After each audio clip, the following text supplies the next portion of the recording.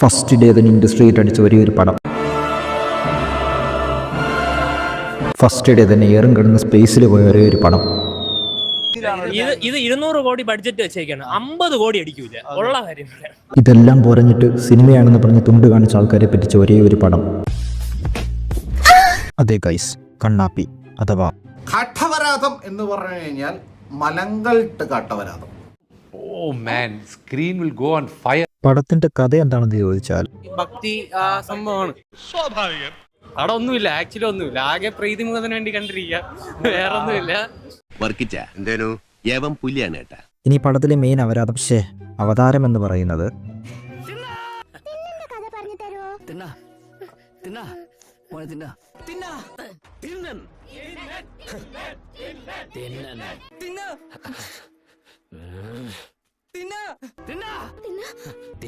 അതെ ഗൈസ്, തിന്നൻ, അതായത് മഞ്ചണ്ണൻ. ഈ ഫുഡിനെ കുറിച്ച് പറയാനാണെങ്കിൽ ദൈവം എന്ന് കേട്ടാലേ ദേഷ്യം വരിക, ഏത് നേരം നോക്കിയാലും കുളിസിയും പിടിക്കുക.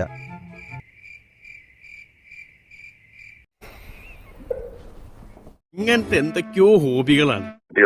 പടം തുടങ്ങുന്ന തന്നെ വിൻഡോസിന്റെ വാൾപേപ്പറിൽ പുള്ളിയുടെ മക്കൾ തന്നെ പാടി അവരെ തന്നെ അഭിനയിച്ച പാട്ട് കാണിച്ചുകൊണ്ടാണ് ഗൈസ്. പിന്നെ എന്തിനാണെന്ന് അറിയത്തില്ല, ഇടയ്ക്കിടയ്ക്ക് കില്ലാടി ശിവനും ബോട്ടോക്സ് പാർവതിയും കാണിക്കുന്നുണ്ട്.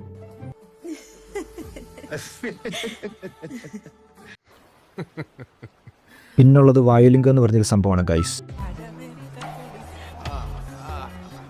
ഇതല്ല, ഇതാണ് സംഭവം. ഇതിൽ പൂജ ചെയ്യാനൊരു ശാസ്ത്രീയമുണ്ട്.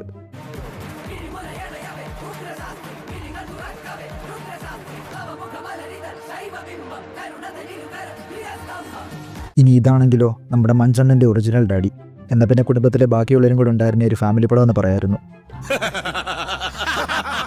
ഇനി ഈ വായുലിംഗം എന്ന് പറയുന്നത് ഒരാൾക്ക് മാത്രമേ വായുലിംഗത്തെ കാണാൻ സാധിക്കൂ. എന്നിട്ട് കൊണ്ട് വെച്ചിരിക്കുന്നതോ ഫുട്ബോൾ ഗ്രൗണ്ട് പോലൊരു സ്ഥലത്ത്. നിന്റെ ബുദ്ധി വിമാനമാണല്ലോ. അപ്പൊ ഇങ്ങനെയൊക്കെ പൊക്കൊണ്ടിരിക്കുന്ന സമയത്താണ് ഗൈസ് നമ്മുടെ പ്രീതി ചേച്ചിയുടെ എൻട്രി.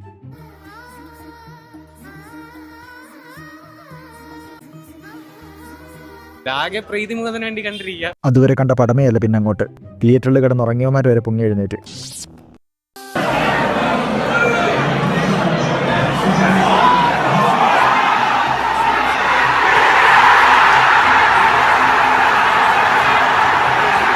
അപ്പൊ ഈ മുതലിനെ എങ്ങനെയും വീഴ്ത്താൻ വേണ്ടി കണ്ണാപ്പി എന്ത് ചെയ്യും? അടിയുണ്ടാക്കും ഗൈസ്.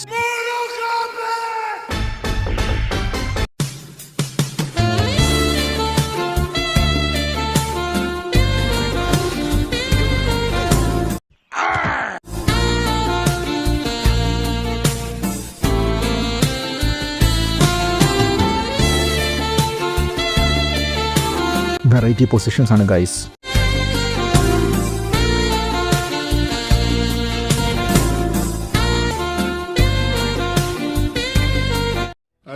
ഇനി ഇതിൻ്റെ ഇടയ്ക്ക് മൂട് കളയാൻ വേണ്ടി മാത്രം മെയിൻ വില്ലനായിട്ടുള്ള കാലമുഖൻ വരും ഗൈസ്. എന്തിനാന്ന് ചോദിച്ചാൽ കാട്ടുപെണ്ണിന്റെ വെള്ളം വേണമെന്ന്. പിന്നുള്ളത് ഫൈറ്റ് സീൻസ് ആണ് ഗൈസ്. ഫൈറ്റ് സീൻസ് എന്നൊക്കെ പറഞ്ഞ എൻ്റെ മോനെ, പണ്ട് എഫക്ട്സ് ഒന്നും വന്നിട്ടുള്ള സമയത്ത് ആക്ടേഴ്സ് തന്നെ സ്ലോ മോഷൻ കയ്യിൽ നിന്ന് വരുന്നല്ലോ, ആ സെയിം സാധനം.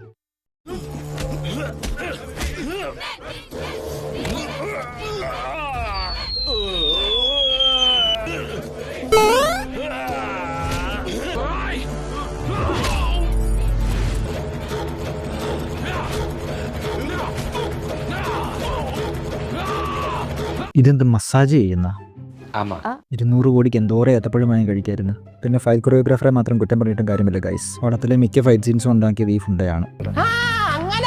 പക്ഷേ ഗൈസ് കഴിഞ്ഞിട്ടില്ല. ഇനിയാണ് നമ്മളെല്ലാവരും കാത്തിരുന്ന എപ്പിക് ക്യാമിയോ. അതെ ഗൈസ്, നമ്മുടെ സ്വന്തം ലാലേട്ടൻ.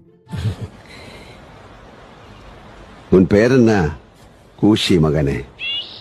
കുറേ കേസ് വീഡിയോ മാറിപ്പോയി. എന്താ മോനെ?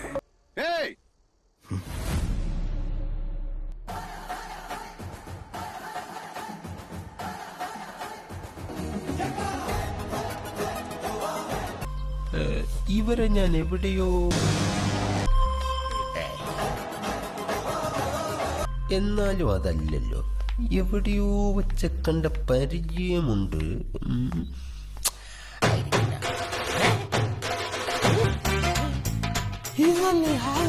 ഇനി ഇതൊക്കെ കഴിഞ്ഞിട്ട് ഒരു ട്രാൻസ്ഫോർമേഷൻ ഉണ്ട് എൻ്റെ മോനെ, പെറ്റ തള്ള സഹിക്കൂല.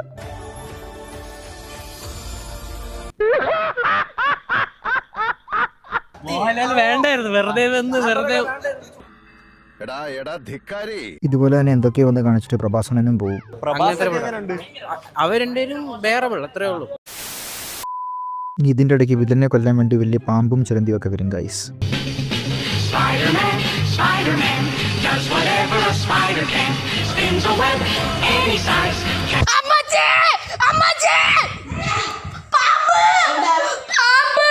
ഇനിയാണ് ഗൈസ് ക്ലൈമാക്സ് നടക്കുന്ന ആരും പോകത്തില്ലെന്ന സ്ഥലത്തോട്ട് ആ ഒരാൾക്ക് മാത്രമേ വായുലിംഗത്തെ കാണാൻ സാധിക്കൂ.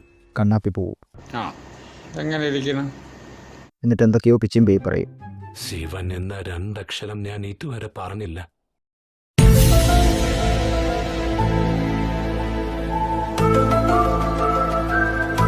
പക്ഷെ കഴിഞ്ഞിട്ടില്ല ഗൈസ്.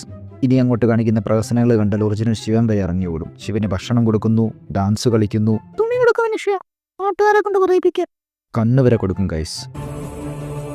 ശിവനെ നിന്റെയൊക്കെ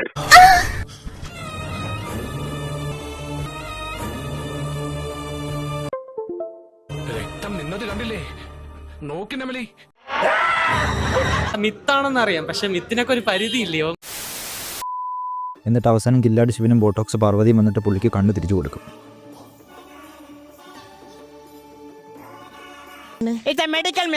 അങ്ങനെ കണ്ണ് കൊടുത്തത് കൊണ്ടാണ് ഗൈസ് അണ്ണന് കണ്ണപ്പ എന്ന പേര് വന്നത്.